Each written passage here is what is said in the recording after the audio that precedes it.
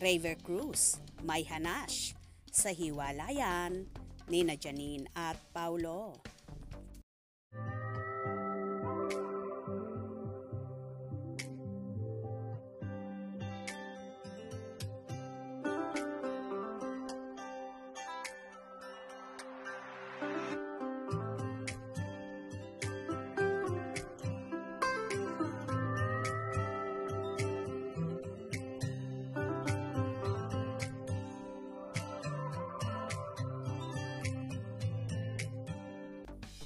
Napapabalita nga na tuluyan na ang nagkahiwalay ang magkasintahang sina Janine Gutierrez at Paulo Avellino.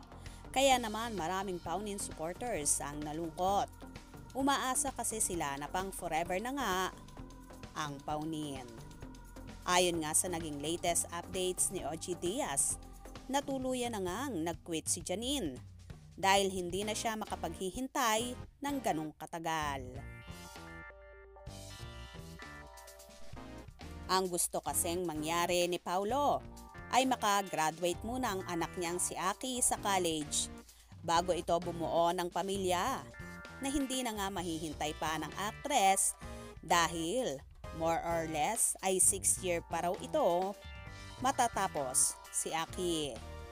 Samantala, tila may patama at hanash naman ang ex-nobyo ni Janine na si Raver Cruz kung saan may short video na kumalat. Sa ex ko siyang manloloko. Kamusta? Masaya ka ba sa ipinalit mo sa akin? Kasi kung hindi, pakiko sa'yo. Sa ex ko siyang manloloko. Kamusta? Masaya ka ba sa ipinalit mo sa akin? Kasi kung hindi, pakiko sa'yo.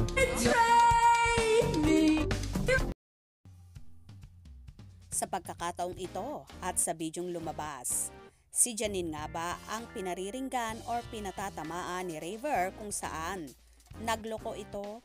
Posible nga bang si Janine ang nagloko kaya nakipaghiwalay kay Raver? At dahil naman kay Paulo, kaya sila nagkahiwalay.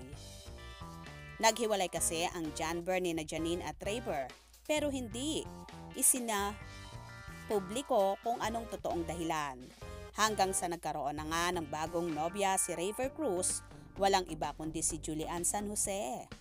Ayon naman sa naging interview sa lola mamita ni Janine na si Pilita Corrales, nabanggit ng singer na si Raver daw ang nakipaghiwalay. Yun daw ang sabi ng kanyang apo na si Janine. Ano nga ba ang totoong dahilan ng hiwalayan ng Janver?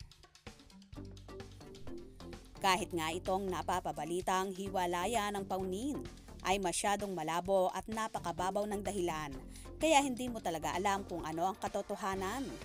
Well, abang-abang na lang tayo sa mga maiinit na kaganapan, especially sa Paunin updates.